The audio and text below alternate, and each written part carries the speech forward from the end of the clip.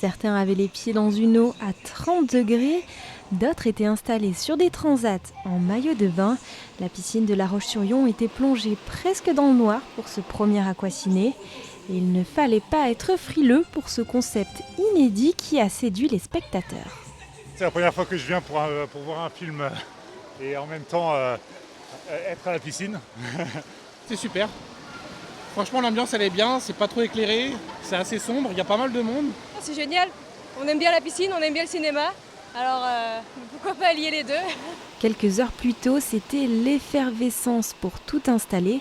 Les équipes de la piscine étaient mobilisées et il faut penser à chaque détail. On est en train de mettre des caches aux portes pour assombrir l'espace parce que c'est une soirée cinéma et donc il ne faut pas trop de lumière artificielle.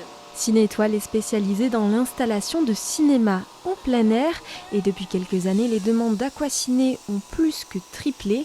Alors l'organisation est méthodique, même si le faire au bord d'une piscine reste toujours un défi. On a l'habitude, même si c'est pas ce qu'on fait le plus, et c'est toujours un peu stressant dans une piscine, il y a de l'eau partout.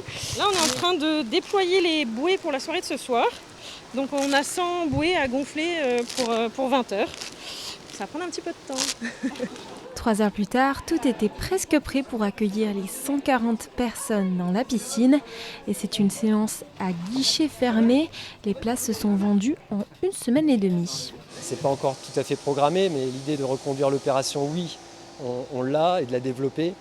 Par rapport à la fréquentation de ce soir, c'est ce qu'on espérait, faire un carton plein comme on dit. En l'occurrence, ça s'est fait très vite, donc tant mieux.